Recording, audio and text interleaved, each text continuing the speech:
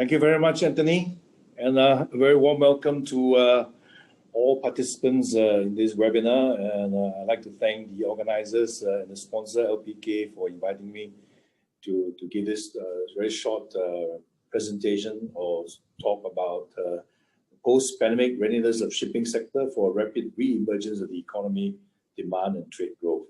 Now, the next slide, please. Perhaps before, I think this has been partly covered by Dr. Ruben. I'd like to just focus on the understanding the main factors driving the shortage in container equipment and shipping space in the second half of 2020.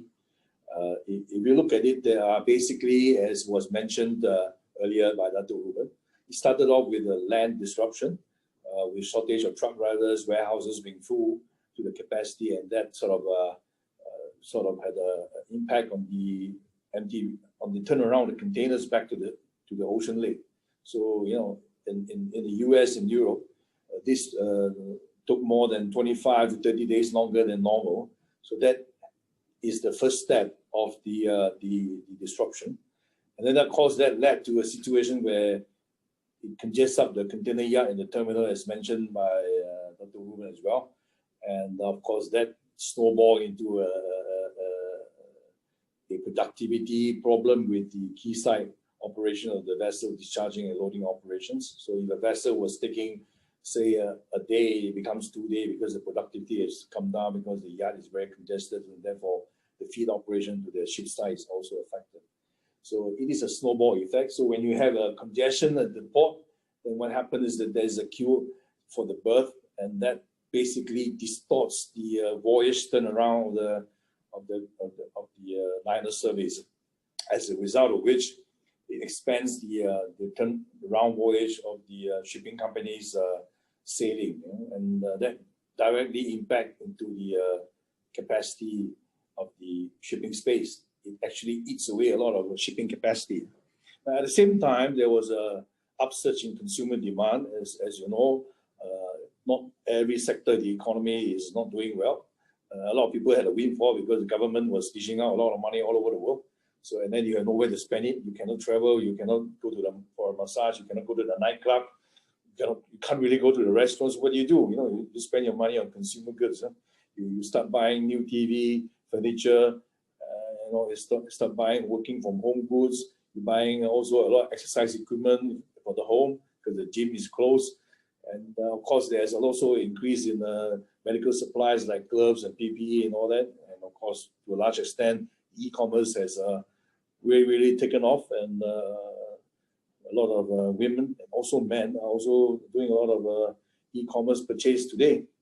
And at the same time, we also see a shift of the air cargo to ocean because, as was mentioned, 90% of the passenger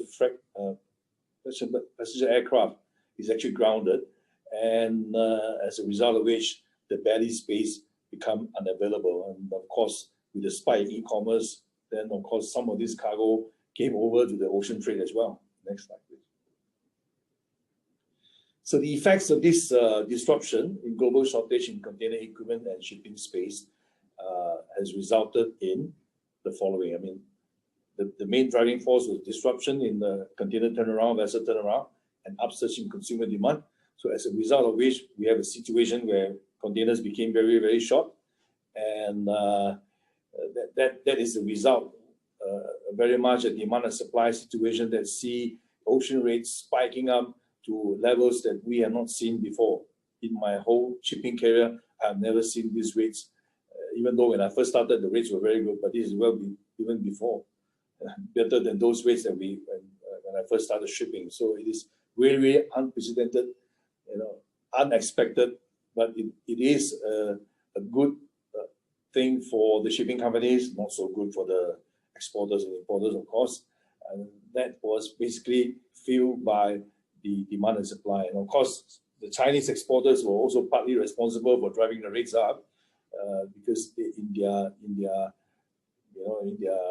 attempt to try and secure the space and secure the container, they have actually also pushed the rates up.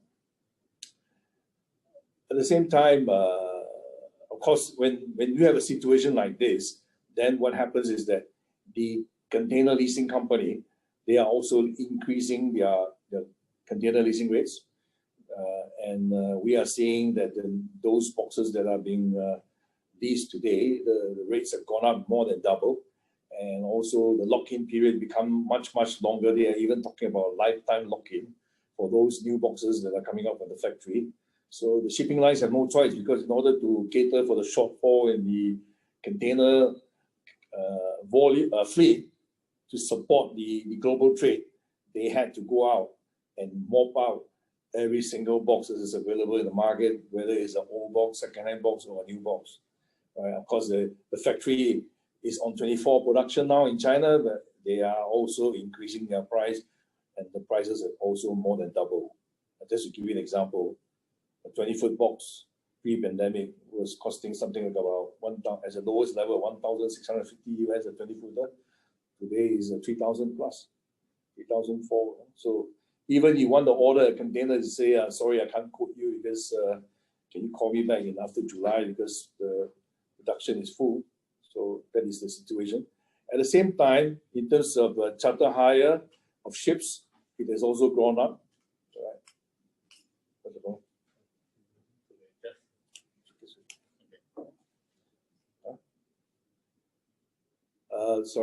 The charter hire, my last slide. The increase in charter hire has also more than doubled, and because the shipping companies, because of the loss in capacity, they go out to the market and try to charter in additional tonnage in order to cater for the boxes that are left at terminals, and that resulted in a huge spike in the charter hire as well. And in some classes, more than twofold increase in the charter hire rates. Next slide. So, okay, then we look at what importers can do to help ease the situation. This is something that we hope that our importers and exporters can assist us in this time when we are very short of containers, right? Is to review and improve work processes to improve the landside container turnaround.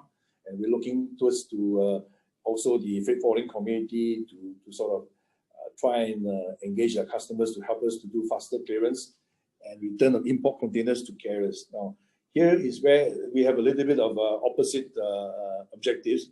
Consignees are asking for a longer free period, but the carrier says, sorry, I need a box back. You know?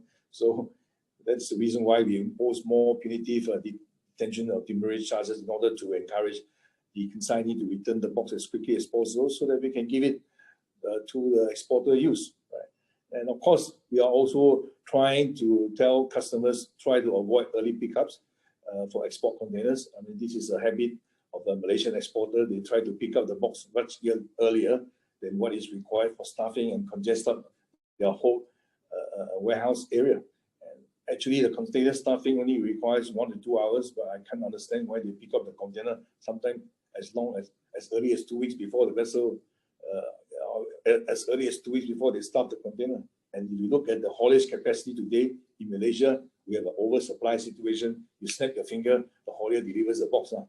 So it is not like in those days when we first started containerization, and there was only one haulier, Container National, where you have to depend only on one haulier. But today you snap the finger, 10 hauliers will come and see you, and then they will deliver the container to you right on time. And then this early pickup is very unique to Malaysian exporters only. Other countries don't seem to have this issue. And of course, there's a lot of wastage and inefficiency with this current system. And last but not least, and we also hope that the exporter community can do away with requests for food grade or grade A containers, because this basically makes it more challenging for us and complicates the logistics inventory management.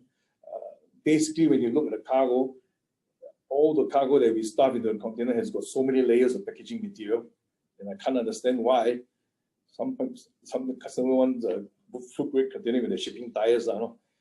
So so this is something, a process of re-evaluating whether you really need that, because at the end of the day, the your actual consumer cargo doesn't touch the container. There's so many layers of packaging material, and we believe that the standard should be only clean and cargo-worthy boxes. Next slide, please.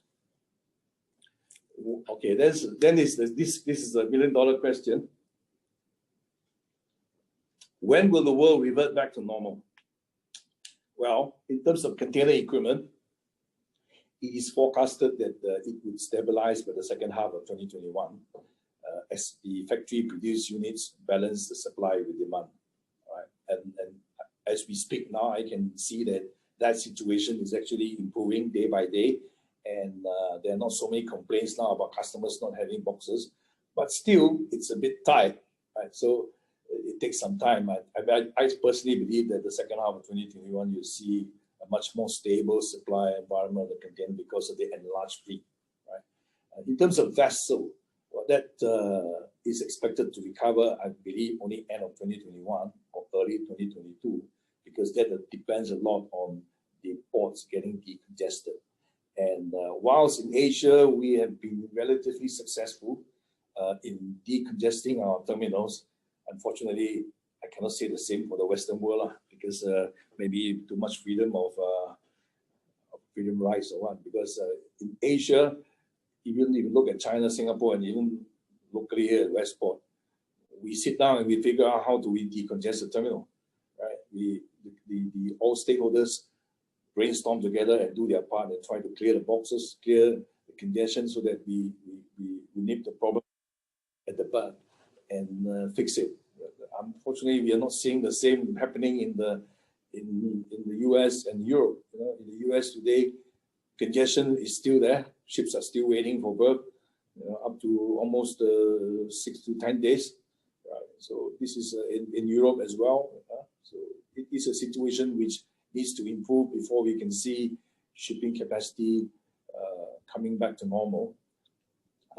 Even though the shipping lines have chartered in a lot of additional tonnage, it's still quite tight. Space is still quite tight. Right? Now, freight rates. When will the world see freight rates coming down again? The answer is yes. It will eventually come down gradually as the market forces of demand and supply balance up. But it's unlikely to be at the pre-pandemic levels, which are basically destructive levels, if I may say. Because I think the shipping companies, apart from the fact that they're all done major consolidation, we have been operating quite foolishly, because we do not know how to practice some self-restraint and balancing the capacity with the demand. And I think the pandemic actually made us realize that, and a lot of them now are having a reset of the business model.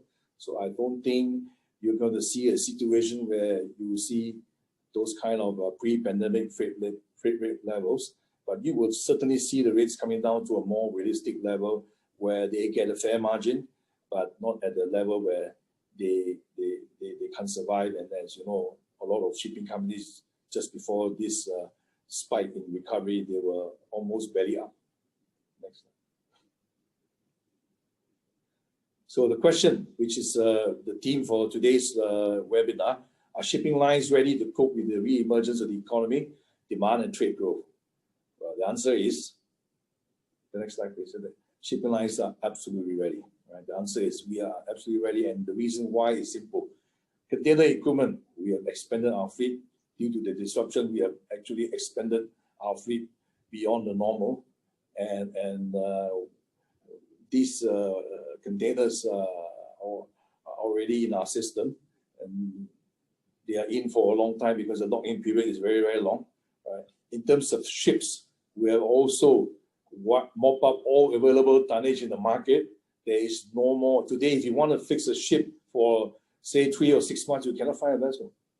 So if you want to do a dry dock and you want to fix a vessel for a short 1 month period, you really have a big, big headache because there's no vessel for you to be open for you for that kind of fixture. They are demanding at least 1 year or 2 years kind of charter. So basically, there is no more idling fleet in the world, and the situation is that we have all these ships. So can you imagine a situation when the world reverts back to normal, right? When box turn around, reverts to normal, we will have this additional capacity, access this additional fleet of containers to cater for any potential upsurge in freight volumes.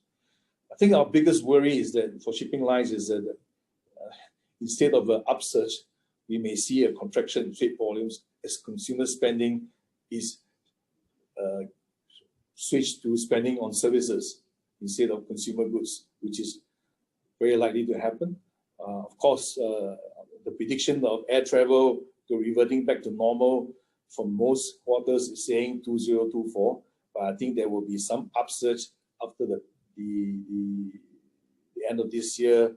If you follow Mahesh Bang, the astrologer who predicts that by November 21st, the whole world will revert back to normal, and there will be a V-shaped recovery in the global economy. And yes, cheap travel is no longer, I believe that cheap travel is no longer a business model.